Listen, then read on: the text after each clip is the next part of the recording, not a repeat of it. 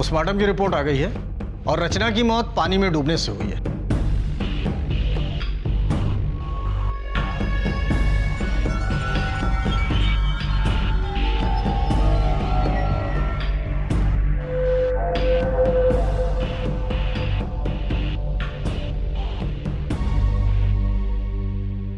ये है डॉक्टर अवस्थी और इन्होंने ही रचना का पोस्टमार्टम किया है। देखिए, किसी भी किस्म की कोई लड़ाई, बचाव, झगड़े या छटपटाहट के कोई निशान नहीं है। पुलिस इसे आत्महत्या का मामला दर्ज कर रही है।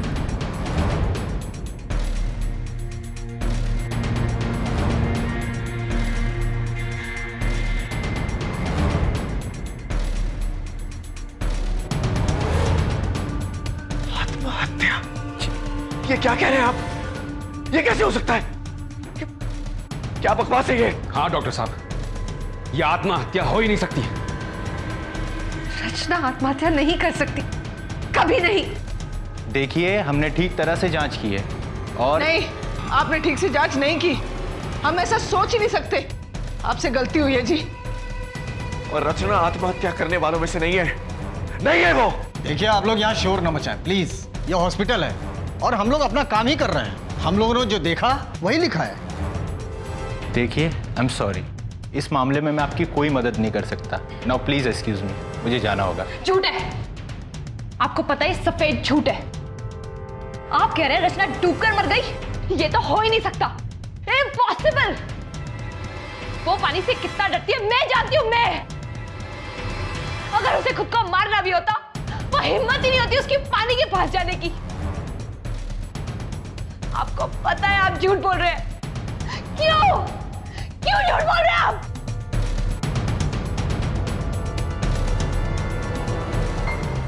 आज आनंद ग्राम बिल्डर्स के फार्म हाउस से पेमेंट उठाने जाना है। यदि वो टालने की कोशिश करे या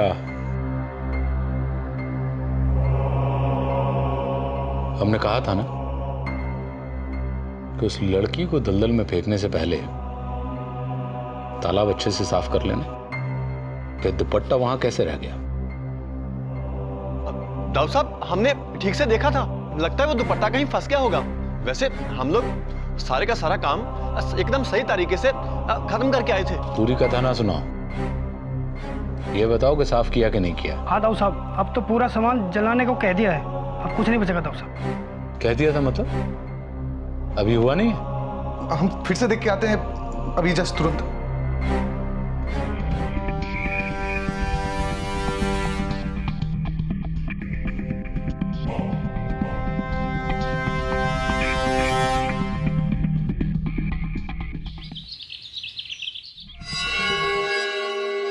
देखिए, कभी कभी इंसान जब बहुत ज्यादा परेशान होता है या मानसिक रूप से असंतुलित होता है तो वो ऐसा कुछ कर सकता है, लेकिन ऐसे में ये कह पाना बहुत मुश्किल होता है कि कोई क्या कर जाएगा। और फिर तनाव और डिप्रेशन तो बहुत बड़ी बीमारी है।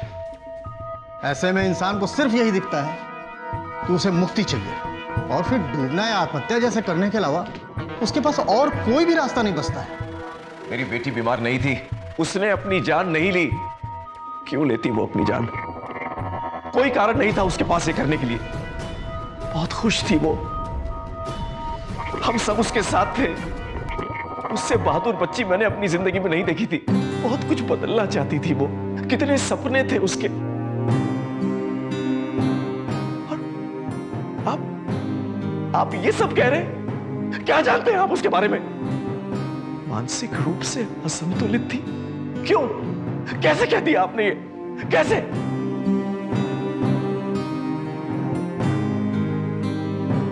मैं इंस्पेक्टर राणा, इस मामले में आगे की जांच अब मेरी टीम करेगी।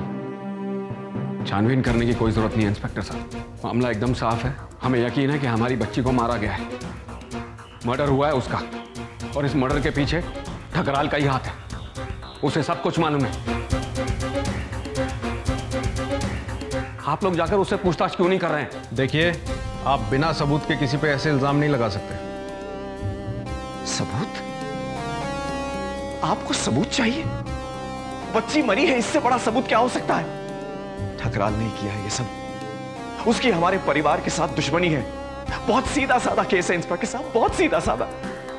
आप हमारी बात नहीं सुन रहे इंस्पेक्टर साहब। हम आप शांत हो जाइए आप लोग और मेरी बात सुनिए।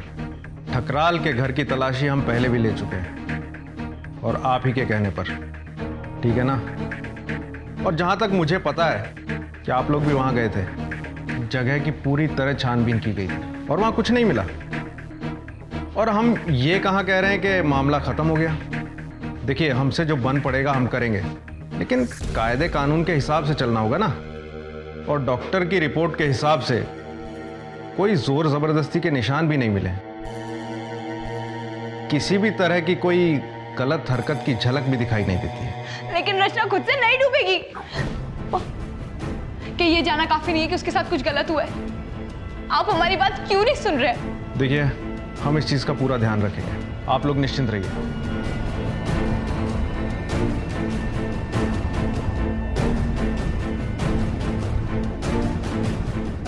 अब आप लोग बॉडी ले जा सकते हैं अंतिम संस्कार के लिए।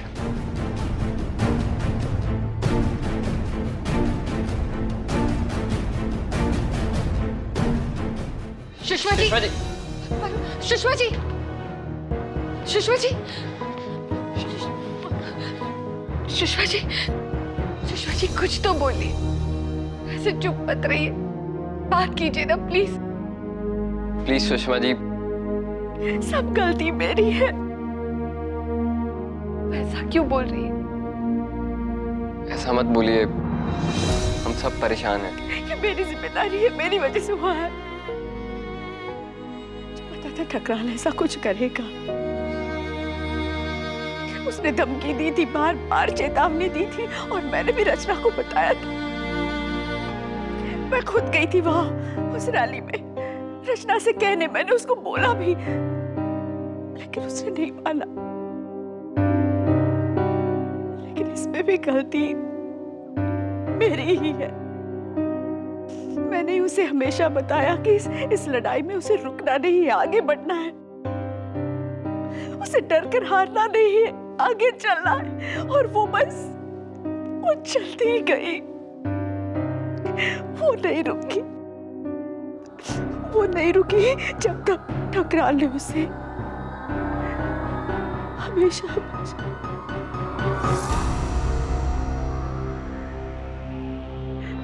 ये सब मेरी गलती है। ये मेरी वजह से हुआ है, मेरी जिम्मेदारी है, मेरी वजह से हुआ है ये सब। काश आपको पता होता कि कुछ ऐसा हो जाएगा।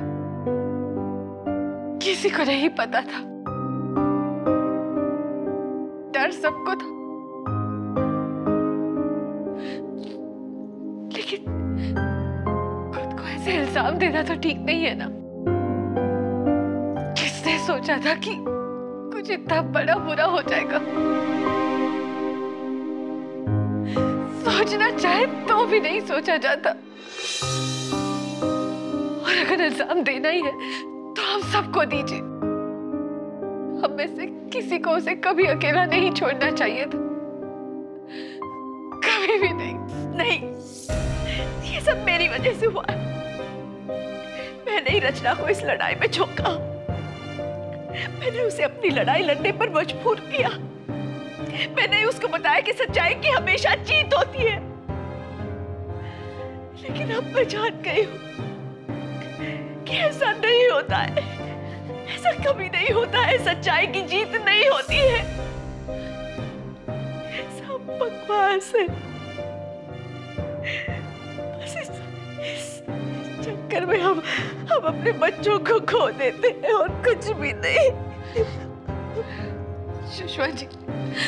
सुषमा जी प्लीज चुप हो जाइए, संभालिए अपने आप को, ऐसे मत रोइए सुषमा जी प्लीज।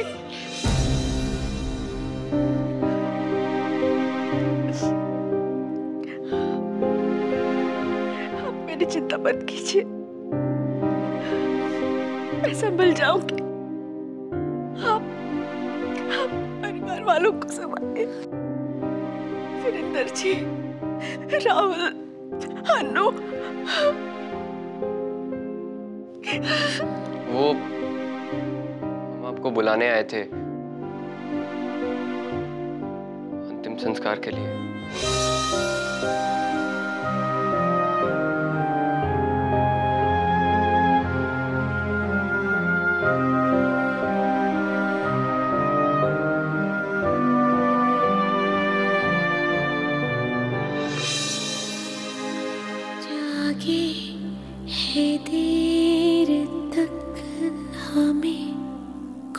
देर सोने दो,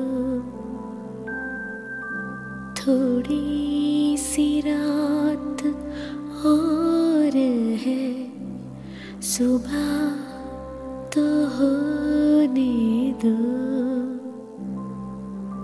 आधे अधूरे ख्वाब जो पूरे न हो सके, एक बार फिर से नींद में वो ख्वाब बोने दो।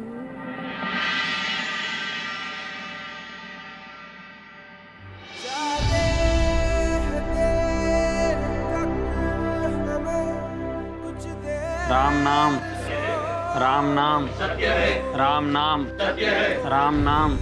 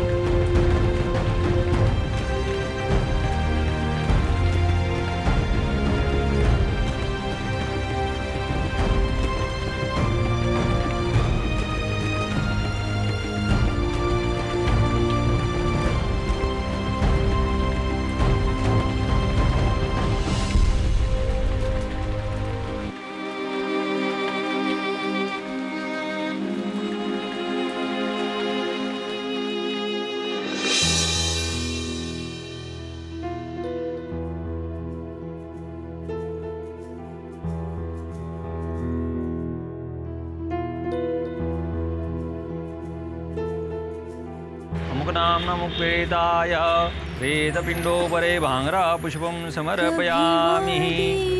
में चलते थे कभी आंधियों में चलते हैं, कितने आसान कदम थे राह पे, अब मुस्कानों में नम आँखें हैं। ये हौसला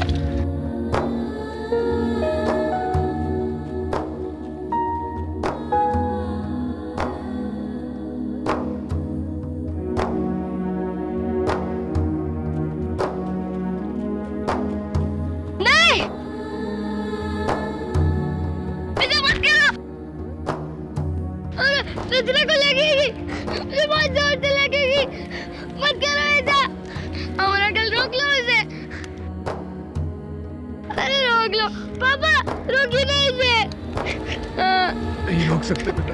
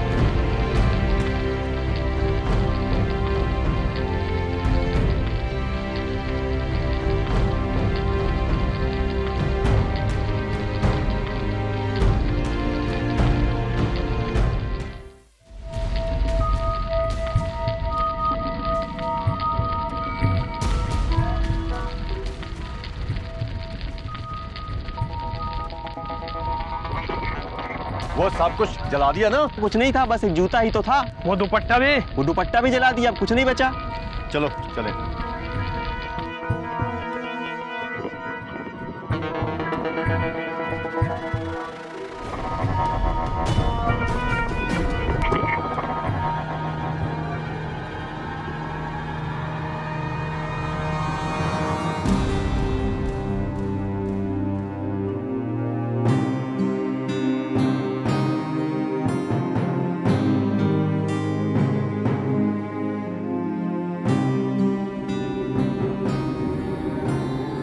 रचना,